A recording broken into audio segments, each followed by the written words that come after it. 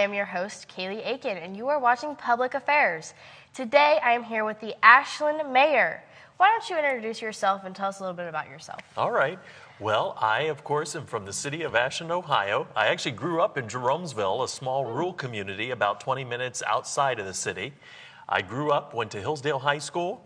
When I graduated from high school, I actually attended Ashland University as one of the Ashbrook Scholars. If you're not familiar with that program, at Ashland University, they have a school that is devoted to teaching people about American history and what it means to be American. And perhaps the thing that makes it most critical is that they teach from the actual text. So rather than reading from a textbook about what America history was like, you actually read the speeches of the men and women who are making a difference in American history. So that's a very wonderful program to be a part of, and I had the honor to do so. And then, of course, after college, I ran for county commissioner. And I became a commissioner in Ashland County in the year 2000, served 2 terms as a county commissioner, and then went to work for the Salvation Army. Our community was one of the few communities across the country that was fortunate enough to get what is known as a Kroc Center grant. Now, you probably know the name Kroc because that is the founder of the McDonald's restaurants, Ray and Joan Kroc. And as you might imagine, they were very successful financially. And upon their death, they left the Salvation Army more than $1.5 billion. And that money, of course, was set aside to benefit communities all across our country. And one of the ways they're using that money at the Salvation Army is to build these community recreational arts and education centers. And we're very fortunate that in the city of Ashland, we actually got one of those grants. I believe it was at that time, $12 million to build a building, a 44,000 square foot state-of-the-art building, and then $12 million to endow it, cover the costs of the operations. And now since then, we have also gotten more grants from the Salvation Army, and we have an indoor water park, an indoor soccer field with AstroTurf and art studios, classrooms, a food pantry. It's just a wonderful place. And after being a county commissioner, I had the opportunity to serve there. Actually, my wife did as well. My wife, Melanie. Melanie is our current state representative in the 67th District, but long before she ever dreamt she would be a state representative, she was the youth ministries coordinator at the Salvation Army. And I will just say, for what it's worth, the Salvation Army is a wonderful organization. Of course, they do the work they do in the name of Jesus Christ. So first and foremost, they're a church. But beyond that, they serve our communities in so many ways. So we were honored to be a part of their team for a little while. And then after that, and this is a long story, Kaylee. After that, I went to work at the Ohio Department of Transportation and served there as the District Deputy Director of Business and Human Resources for, I believe, about 7 years under the Kasich administration, and then decided to run for city government. And of course, today I'm serving as the 54th mayor of the city of Ashland, Ohio. Wow, that's really interesting how everything works in a full circle. You better believe it. We've actually been fortunate to have the Salvation Army on here before. Oh, wonderful. So that's actually interesting. I didn't know that fun fact. So how long have you been mayor? I was elected in 2017, so I've been here about 6 to 7 years. I'm in my 2nd term, and I have to tell you, Kaylee, it has flown by. I say that, but then I pause for a moment, and I think sometimes, though, it seems like, wow, things are taking forever to get accomplished. But the truth is, that's a very short period of time, and quite honestly, I've enjoyed every minute of it. So what made you want to initially run for mayor? Well, that is a great question. As I mentioned, obviously, I do have an interest in American politics and government and public service. I have ever since I was growing up. In fact, I will tell you this, and people might find this shocking, but I do not come from a political family. In fact, when I was growing up, my father worked at one of our local factories. He went to work there right after high school. My mother was a stay-at-home mom. She actually babysat some of the neighbors' children for extra income. And if I am honest, I don't ever remember hearing them talk about politics. I never heard them talk about being Republican or Democrat. And in fact, and I don't want to embarrass them, but I will tell you the entire time I was growing up, they were not registered to vote. In fact, some people get a laugh out of this. My mother did register when I first ran for county commissioner. However, my father still hasn't registered because he doesn't trust the politicians. Now, the good news is he did contribute to my campaign, so we know he's on the right team. Yeah. But nonetheless, really wasn't involved in anything government or politics growing up, except for this. My grandmother, Dorothy Miller in Jeromesville, she lived down the country road on which we lived. And during the summers, since we were out in the country, there weren't a lot of playgrounds or anything to go to, I was allowed to ride my bike over to my grandmother's. And my grandmother, even though she was not political, she was very patriotic. She loved red, white, and blue. She loved America, loved our veterans. I think that was largely driven by the fact that my grandfather had been in World War II.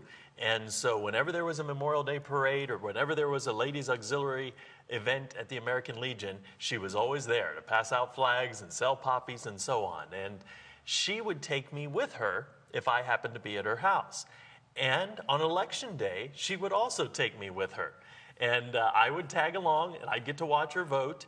However, she never told me who she voted for or what party she voted. And to this day, she's actually been gone for years and I still don't know. No. I guess I've never looked to see what she might have been registered. But I believe that my initial interest in getting involved in politics and ultimately running for the position of mayor was more an interest in American patriotism than the actual politics of our government. Now, as I've gotten older, of course, then you begin to see that perhaps one of the best ways to serve our country is in political office. Because the truth is, the men and women in these jobs are making the decisions that will impact the strength and the future of our nation. And given the fact that I love America, it seems as though this might be the right spot for me. Yeah, absolutely. So we talked about you going to your grandma's house. What are your religious views? Now, that's a great question. Well, I accepted Jesus Christ as my Savior, I believe at age 12 or 13. And I have since then, you know what I like to tell people when I'm speaking to different groups, maybe in churches or Sunday school classes, I asked Jesus to be my Savior when I was a teenager. And I believed in him with all of my heart. I still do. And I would pray to him for guidance. I would see his blessing. I would see him protect me. Always enjoyed listening to various pastors and teachers about the Bible. But the truth is, it probably wasn't until age, I believe it was around 25, that I actually committed my life to him and asked him to be the Lord of my life. You know, there's kind of two parts to our journey with Jesus. There's the day that we decide we want to make him our Savior, to ask him for forgiveness of our sins and to move forward with him. But that doesn't always mean that's the same day that we say, Lord, okay, I want you to take over. Yes. Some pastors say it this way: I want you to get behind the driver's wheel and I want you to show us where we need to go to be the most successful and be the most impactful for you. And the truth is, I was one of those young people that from the time I was 16 until 25, I had written out year by year on a yellow notepad. In fact, I still have it, what I wanted to accomplish and what year it would be and what age I would be and so on. And I worked very hard to achieve all the things on that list. And if I'm honest with you, many of them came to be until my early 20s. And then things weren't coming out according to my plan. And I believe that that's because God knew here in just a short time at age 25, you'll finally be ready to turn it over to me. And someone that's watching might think, now what is he talking about? What does he mean turning it over to him? Well, I guess for me, what that looked like was finally coming to the conclusion, you know what? If I believe that Jesus and that God created me, that he knit me together in my mother's womb and I'm fearfully and wonderfully made, then clearly he knows why he made me. He also knows that I have all the right qualities and characteristics and skills and talents to accomplish what he wants me to accomplish.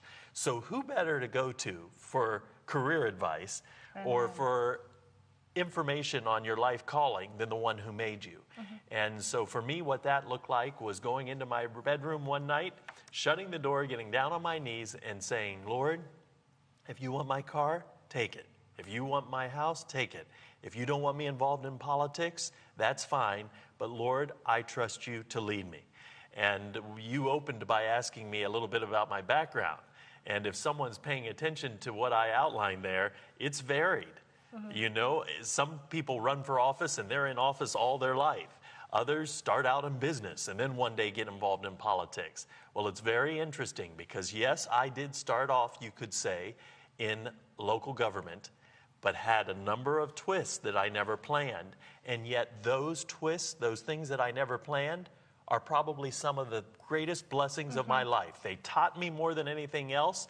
They were never part of my scheme or my plan to accomplish, and yet they're some of the best blessings that I've experienced to date. So there might be a lesson to learn there that he truly does know what's best. Yes. And that's why I wanted to ask you that question, because I feel like it all ties together, because that's your plan. But you have that plan, like you said, Yes. and then it changed by your passion to become mayor Absolutely. as you came along. Absolutely. So I was reading an article about, I was reading your website actually, Okay. and you talked about the challenge of the status quo. So what does it mean for you to challenge the status quo? Well, in our particular instance, when I ran for the mayor, we have a good city.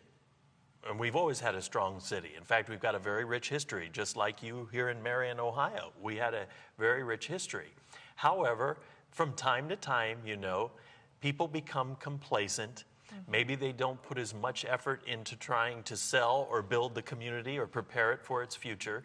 And I think that Ashland had grown a little bit complacent. We were financially sound. We still had lots of great businesses, wonderful school system, great families and individuals calling our community home. But as I began to look around and others began to look around, we could see that there are things that we could change or maybe improve that would help ensure we had a brighter future. So with that in mind, I decided to run. And a lot of people still tease me about this. I actually never intended to say this, but it came out at one of my initial campaign rallies on a sunny summer night. I remember giving my talk about why I wanted to be mayor to about 200 people that had met me under a pavilion. And at the end, I said, my goal is to make Ashland sparkle. And when I said that, what I was actually picturing was a map of the state of Ohio. We're located on Interstate 71. And my thought was, and I know this might sound like a cartoon, but I was thinking, you know what? We want, when someone looks at a map of the great state of Ohio, there's this little ping, this little bright spot, like you see on a toothpaste commercial where Mr. Clean, ting. And they see that little spot and they look a little closer and look, that's Ashland, Ohio. And so immediately when I got elected, we went to work to make it sparkle. And you make a city sparkle not just by picking up litter, although we did that and are doing that, not just by mowing all the entrances and gateways into your community, although we do that and our crew does that extremely well at the city. We also did it by getting rid of some of the old blight, some of the abandoned manufacturing facilities that plague so many of our communities around this part of the state. We got those cleaned up. We're now in the process of redeveloping them. We tore down abandoned houses that had trees growing through them that were really hurting the quality of life in some of our neighborhoods. We also went to work to create a unified spirit between our school district, our county commissioners, our county government, our city government, and townships so that we were all on the same page. And I'll be honest with you, Kaylee, it has paid off. Ashland is seeing more development and growth than we've seen in a long time.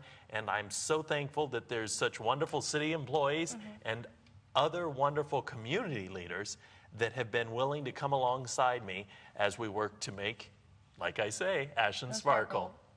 I love that. So you talked about you seeing Ashland and just wanting it to sparkle. How do you expect others to challenge the status quo? You know, the truth is, when it comes to local government, when it comes to city government or a village government and so on, the truth is, If a city is not growing, a city is dying. There's no such thing as status quo. I know we often reference that in some of the rhetoric you hear from candidates, and of course I use that as well, but there really isn't anything in local government that stays stagnant. It either is growing or it's falling behind. And you might ask the question, well, why would you say that? Or what do you mean by that? Well, think about this. If a city is not growing, that means there's less revenue. And when there's less revenue and growing expenses, what happens? You begin to fall behind.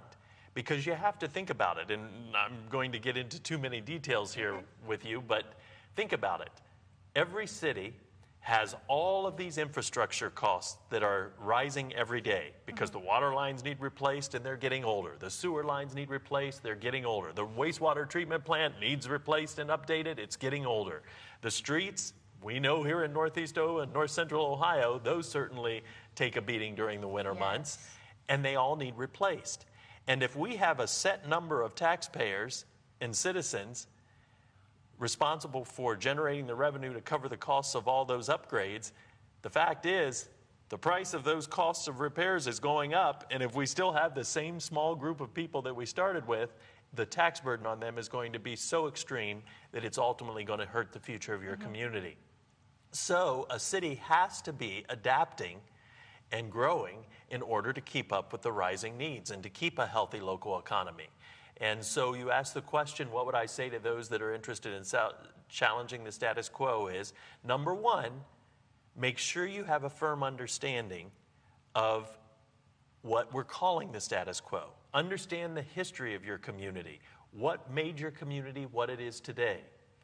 Then from there, start to talk and interact with other community members, fellow citizens, fellow business leaders, school leaders, and so on, and figure out what you share when it comes to a vision of what you can be. Not everyone's going to agree on everything, but there will be some things that everyone can agree. Maybe we want to clean up the old section of town, or maybe we want to build new parks, or maybe we need more restaurants or more gift boutiques downtown. Develop a shared vision, and then, of course, go make it happen. And some people will ask me these days, are you going to run for this? Are you going to run for that? And so on. And you know, the truth is, I don't have a plan. I know that I'll recognize an opportunity when it comes because God will show me, but I myself no longer have that list spelled out of what I'm going to do and when I'm going to do it. But the truth is, local government, being the mayor, being the city council member, or village council member, or township trustee, these are jobs where you truly can still make a difference. You know, you can go out on the street and ask someone who their congressman is. Maybe if you get lucky, you'll find someone who actually knows their name, but most won't even know their name. Then if they do, you can ask them, can you tell me something that they have done in our community? And very few will have a response, and quite unfortunately, many that do have a response, it probably won't be too positive. And that's not a personal attack on anyone that's a congressional candidate anywhere here, because my wife, of course, is even a state representative. But you know what? You ask those same people who the mayor is, and chances are they'll know. And if you ask him what he has done or what she has done or hasn't done, they'll be quick to tell you. So this is the level where you can actually fix things without having to fight a partisan battle every time you want to do so. So I'm very honored and blessed that I have the opportunity to serve as our mayor. Yeah. You talked about Ashland growing. What are some projects in Ashland that are coming up that you guys have been working on? You know, there's really everything that we're working on right now relates to development. For the first time in probably 25 or more years, the city of Ashland is seeing great interest from outside developers and investors, people wanting to help us improve our community. And we're so thankful for that. And one of our major focus is bringing more housing development to our community. Over the past, probably now, I lose track of time, past 24 months, we have seen an influx of, I'm going to say, probably in the neighborhood of 300 apartment units, modern market rate apartment units. We've seen probably about 200 what is considerable workforce housing units, still apartments, but maybe a little less than market average.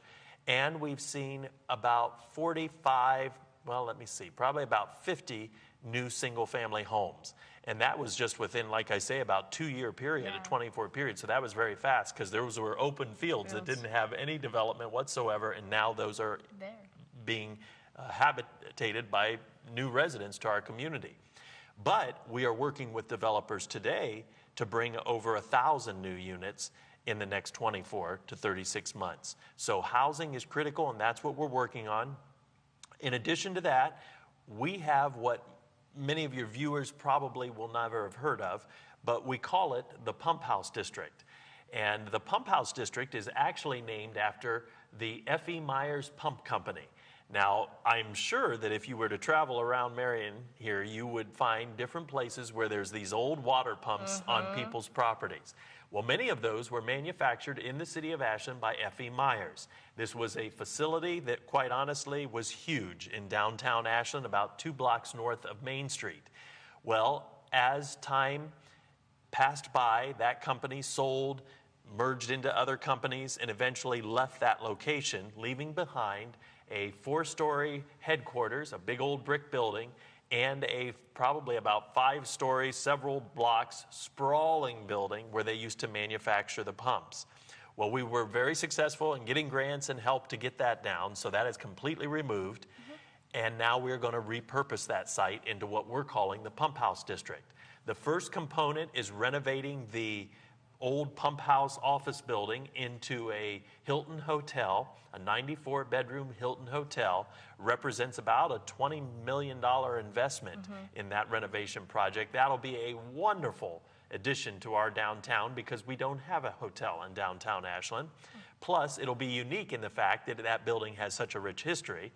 And then right next to that hotel, where that old manufacturing facility used to stand, we are working with another developer to hopefully bring about 200 and 225 additional market rate apartments. It'll be probably 6 or 7 buildings. They'll have all the amenities, maybe a clubhouse, maybe a pool or park, and so on. And the reason why that is so important to the city of Ashland, and me especially as the mayor, is that is a game changer. That will be the ultimate example of a transformation. We are going from what was at one time one of the most expensive and biggest demonstrations of blight in our city, this old abandoned manufacturing facility that had caught fire, had half burned down, had been half demolished and just left there for decades. We will have gone from that ugly mess to probably one of the most vibrant and hip areas in the city. And we will be adding, if we've got a 94-bedroom hotel and we've got 225 more apartments, we will be adding, you could easily say, maybe 700 to 1,000 people just a block away from downtown. And that, of course, immediately creates a customer base for all of our new restaurants, all of our new gift shops, and other small businesses that may choose to start up there. So that's very exciting. And when people ask me, so what are you working on? That's probably what I most often quote because I just can't wait to see it come to pass. Yeah. No, I really love that because there's always room for improvement. I'd ask you what future projects are happening, but you said that God has your plan. You don't have it mapped out, so I'll let that one go. Well, I appreciate that. It'll be exciting to see. See what happens next. So how do you connect with the Ashland community? You know, I love being the mayor of the city of Ashland because we are a city that is still manageable. We're about 20 to 25,000 people, so it's a good size. We're not too small, we're not too big. You still have a small town feel, and if you're out and about, you can get to know or at least recognize just about everyone in your community. Now, I know that's a little exaggerated, but you really can. It's amazing how many people you can know personally in a city of this size.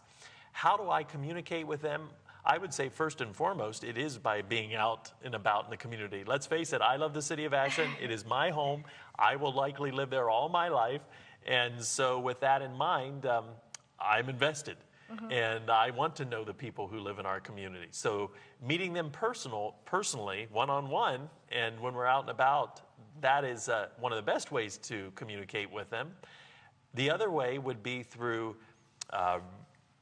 well, I would say probably through social media. Social media, I'll be honest with you, I can absolutely say that my life would be better without it. Mm-hmm. And I think maybe all of our lives would be better without it. But at the same time, there are some pluses. Mm-hmm. And one of those pluses is I can easily get out information about what's happening in our city through Facebook, through Instagram, through email, through websites, and that has been so helpful. In fact, I would say perhaps when I became mayor, maybe you could say it was kind of the changing of an era. Mm-hmm. The previous administration, certainly they utilized email and had websites and so on, but weren't as involved in social media.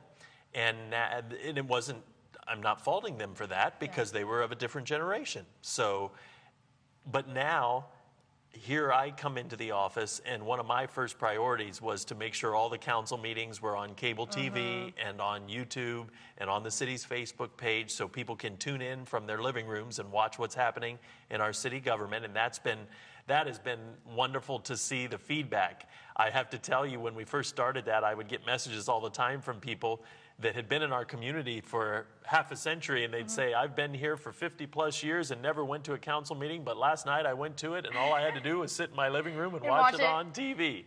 So that has been a wonderful new communication mechanism for us to put those meetings online. And then, of course, just public meetings and public hearings and so on are another great way to communicate important ideas to our residents. Yeah. Well, speaking of reaching out to people, as the viewers are out there, as we're getting ready to wrap this interview up, what is something you would want other people to know that aren't from Ashland, or just something you would like to finish off this interview by saying? Well, people will ask me about what Ashland is best known for. And certainly I could pick out some of our industries. I mean, we are the home of Barbasol shaving cream. So if you shaved your beard this morning or shaved your legs, perhaps you use Barbasol, and that shaving cream is produced in Ashland, Ohio. Maybe if today you just met your baby for the first time and you fed them with a bottle, and on that bottle there was a nipple, chances are that baby nipple was made at Novatex in Ashland, Ohio.